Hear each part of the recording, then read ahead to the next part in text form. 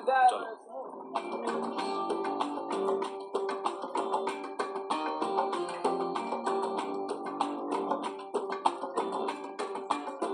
ये भाई इनके पंप है, ये देखो रोड पे ऐसे ही बिल्कुल पता भी नहीं चला कब डल भी गया। इधर से भाई अब अपन ले लेते हैं पानी और कुछ चॉकलेट वगैरह रास्ते के लिए। चलो भाई सामान ले लिया मैंने, पानी और ये योगर्ट की ड्रिंक्स ही है और कुछ चॉकलेट्स ड्राई फ्रूट्स मेरे पास बैग में पड़े ही है। अब चलते सीधा स्टेशन।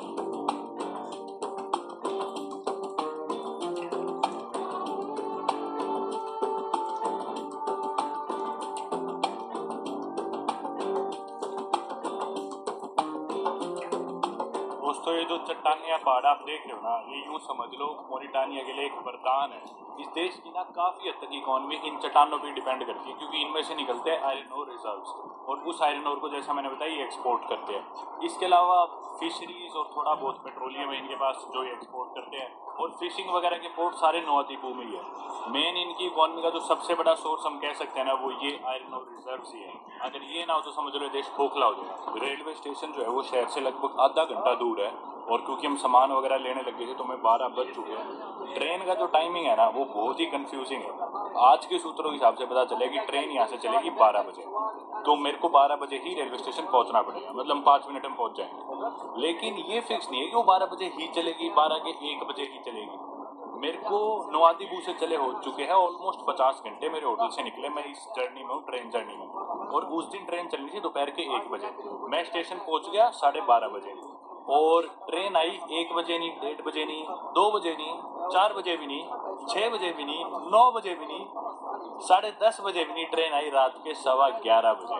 तो रात के 11:15 बजे तक, दोपहर के 12 बजे से रात के 11:15 बजे तक मैंने नवादीपू ट्रेन स्टेशन तो क्या नाम कह रेगिस्तान के बीचों बीच वहाँ पड़े रहो, तो मैंने वहाँ पे बिताई। फाइनली ट्रेन आई, उसके बाद मैंने ट्रेन बोर्ड करी। उसके बाद 17 घंटे का ट्रेन में सफ़र था, जो कि रात को हद से ज़्यादा ठंड, बिल्कुल आप मतलब सहन भी नहीं कर पाओगे इतनी ठंड, और दोपहर होती इतनी ज़्यादा गर्मी, तिखी धूप, बिल्कुल मुंह के ऊपर कहीं भी छाया नहीं है। और अभी 12 बजे के हिसाब से हम पहुँचूंगा, लेकिन कुछ नहीं पता ट्रेन अभी 12 बजे चलेगी नहीं चलेगी, शाम को चलेगी, रात को चलेगी, कल चलेगी, कुछ नहीं पता। तो अपना जो एडवेंचर है ना स्ट्रगल से भरा होने वाला है, और मैं इसके लिए अभी फिलहाल प्रिपेयर्ड हूँ। जो भी होगा देखा जाएगा। बस ये लास्ट लेग है, एक बार और हिम्मत मारनी है, और ये सफ़र करती है अपनी कंप्लीट आयरन ओर की जर्नी अच्छे से हो जाएगी, खाली ट्रेन के साथ भी, बड़ी ट्रेन के साथ भी। भाई ये खड़ी शायद ट्रेन अपने को इधर से ही करना है मेरे ख्याल से।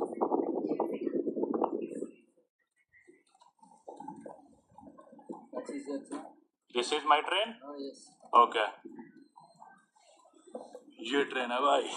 There is no one else, only me. Sit, let's sit on this one. That is first time to go in the train. Fica aí até gravado.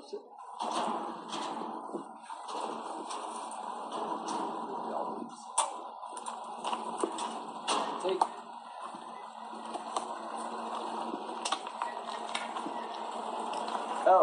शुक्रान, bye bye. ये देखो भाई, इस पे पड़ी है ये आयरन ओर की ब्रिक्स, और ये है स्टेशन। स्टेशन पे मैं हूँ अकेला, एक सिंगल आदमी नहीं है भाई मेरे अलावा, एक सिंगल आदमी। पता कैसे चलेगा कि चोम आ गया? हे भगवान बचा लिए बस आज। दुनिया की सबसे डेंजरस, दुनिया की सबसे लंबी, दुनिया की सबसे भारी ट्रेन राइड में आप सभी का स्वागत है। मेरे को ना वो वाला वैगन थोड़ा ज़्यादा खाली लग रहा है, तो मैं सामान उसमें डाल रहा हूँ। जय बाप बेगी।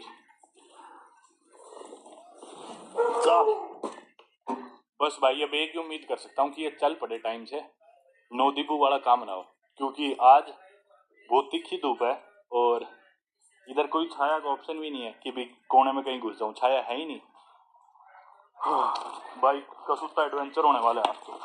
ये जो वैगन है ना, हर वैगन में लगभग 84 टन तक आयरन ओर स्टोर होता है, आयरन ओर की ब्रिक्स या फिर पाउडर की फॉर्म में, और इसमें लगभग 200 वैगन तक अटैच हो जाते हैं। तो 200 × 84 16,800 टन आयरन ओर हो गया टोटल ये एक ट्रेन के अंदर। जितना इस ट्रेन के अंदर आयरन है ना, उसमें 2.5 आईफल टावर बन जाएंगे, इतना आयरन है इधर देखो। मैं ये मानता हूँ कि ये एडवेंचर करने के लिए ना आपको कोई भी चीज ज्यादा नहीं चाहिए, थोड़ी सी फिजिकल फिटनेस, थोड़ी सी करेज, लेकिन बहुत सारी पेशेंस आपको चाहिए। ये एडवेंचर करने के लिए मेरे को चले हुए 2 दिन से ज़्यादा हो गए और पता नहीं मैं कब डेस्टिनेशन में पहुंचूंगा।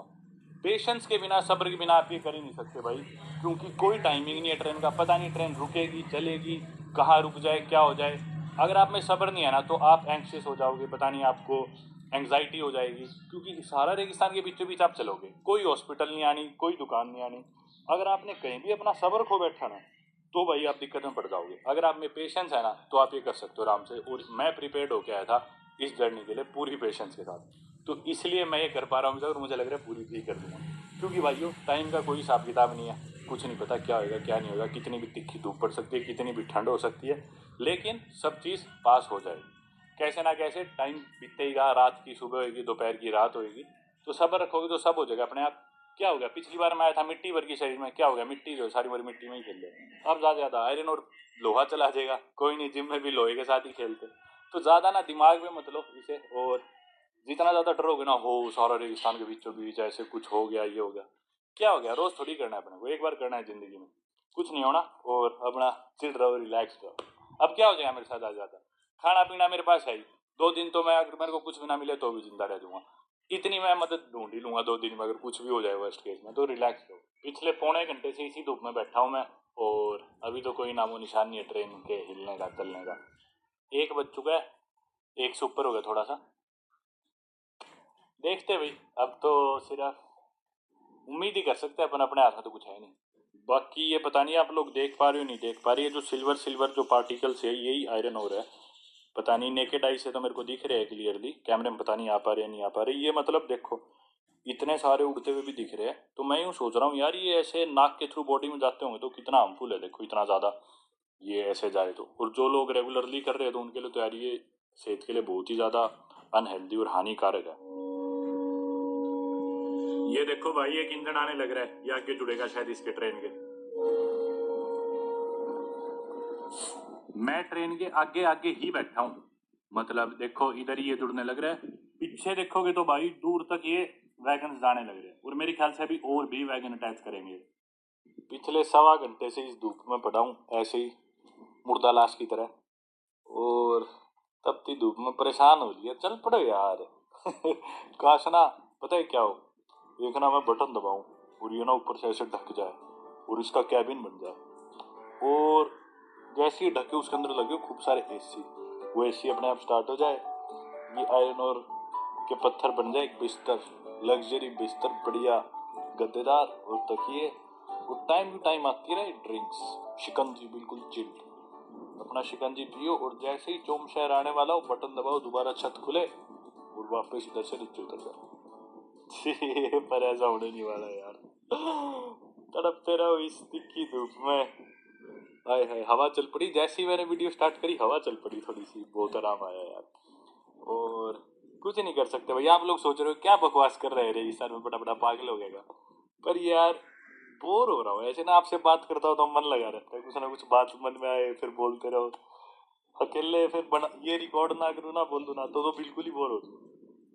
सही है, अब क्या कर सकते हैं, अपनी मर्जी से आए, इंजॉय करेंगे। इन जूतों के लिए बुरा लग रहा है यार, बाकी मेरे को, मेरा ना हमेशा सपना था जूते लेने का, नाइकी एयर मैक्स 90, पर कभी पैसे ही नहीं थे। कॉलेज टाइम में, बचपन में बहुत पुराने जूते, और मेरा हमेशा से मन था ये आते थे, एक तो इंडिया मेरा साइज नहीं मिलता था, दूसरी चीज़ ये आते थे 11-12 हज़ार रुपये के, तो अफोर्ड कर ही नहीं सकता था कभी, बस सपना ही था। जब की बार मैंने जर्मनी से खरीदे, आप लोगों की बदौलत थोड़े बहुत पैसे कमा लिए, तो अब बेचारों को इस स्थिति से गुजरना पड़ रहा है। सारा रेगिस्तान में, कोई नहीं, जूते तो आ जाएंगे। और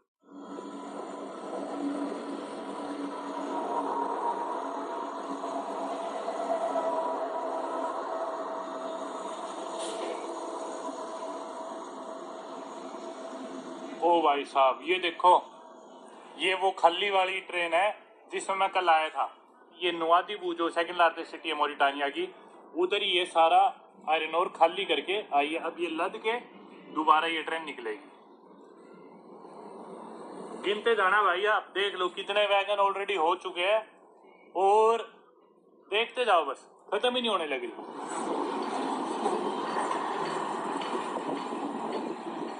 2:21 पे ट्रेन यहाँ पे आई थी, और 2:27 होगी, 6 मिनट तक ये पूरी ट्रेन ही नहीं गुजरी, जबकि ये तो चलने लग रही है, रुकी हुई ट्रेन नहीं है। 3 बज गए दोपहर के और मैं आज फिर बहुत जल्दी आ गया। ये देखो एक गाड़ी आई तो है कुछ लोगों की, इसमें सामान लादने लग रहे हैं सारे, ये भी सामान लेके जाते होंगे नौदी बुया कहीं। इसके हाथ लगाती ये ना ऐसे जलने लग रहा है मानो पिघलता हुआ लोहा हो। नीचे उतरना भी भाई एक चैलेंज ही है। 3.5 घंटे हो गए यार आए, चल पड़ो। ये देखो ये लोडेड ट्रेन आई है, ये इसमें जुड़ेगी क्या? हाँ लग तो रहा है।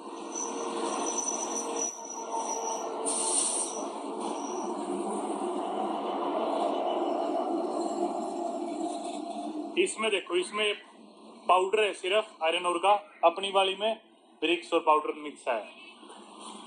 ये क्या कर रखा है बदतमीजों ने। मेरे को तो लग रहा था मैं सबसे आगे हूँ ट्रेन में, पर ये तो आगे गुजर गई। और ये वाला कंपार्टमेंट ये पीछे हो जाएगा, ये पीछे जुड़ेगा, ये आगे लग रही है।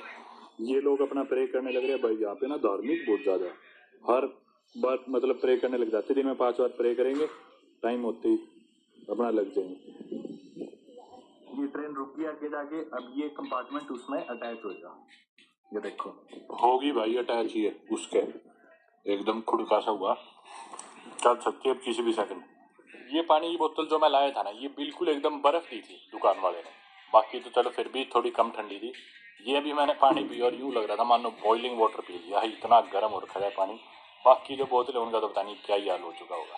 फाइनली भाई हिली ट्रेन, ये देखो हिलने लग रही है, मतलब खींचा जा रही है आगे से। पर ट्रेन इतनी भारी है और इतनी लंबी है, आपने देखा ही, मतलब इतने हजारों टन तो इसमें आयरन ही है, और ऊपर से ट्रेन के लोहे का वजन, तो इसको खींचने में भी इतनी देर लग रही है बेचारे इंजन को, बिल्कुल रेंग रेंग के चल रही है, थोड़ी देर में स्पीड पकड़ेगी। ये ट्रेन जैसा मैंने बताया इतनी इंपॉर्टेंट है इनके लिए, तो इसकी लाइन का ना रिपेयर का काम चलता रहता है नॉन स्टॉप। कहीं भी मतलब इसका ट्रैक खराब हुआ तो सारी इकोनॉमी रुक जाएगी, सारा ट्रांसपोर्टेशन रुक जाएगा आयरन ओर का। तो टाइम टू टाइम कोई भी खराबी हो साथ ही साथ वो फिक्स करते रहते हैं। और जैसा आपने देखा ये पुराना रेलवे जो ट्रैक था उसे रिपेयर किया होगा, जो भी वो साइड में रख रखा था। ये देखो कुछ और कार्गोज जो डिसमेंटल कर रखे हैं या खराब थे साइड में रख रखे हैं। ये देखो कुछ और, ये देखो भाई पीछे माइनिंग का सारा काम। और ये पहाड़ आप देख सकते हो, यहाँ पे फाटक था, एक्चुअली गाड़ियां रुकी हुई है, ये रोड फाटक था। मेरे दोनों तरफ इस वक्त आयरन ओर है और ट्रेन बीच में एक तरह से वो लगा लो, इनके बीच में पैसेज है, उधर से गुजरने लग रही है। कोई भी नहीं है मेरे पीछे, आप देख लो। आगे कुछ लोग जरूर बैठे हैं इस ट्रेन में जो मैं देख पा रहा हूँ। वो भाई साहब नजारा देखो,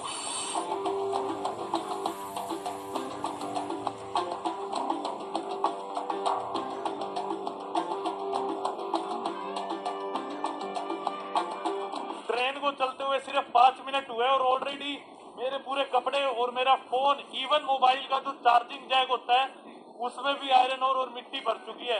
इतना ज्यादा हवा में ये आयरन और मिट्टी उड़ने लग रहा है ना, हद से ज्यादा बता नहीं सकता।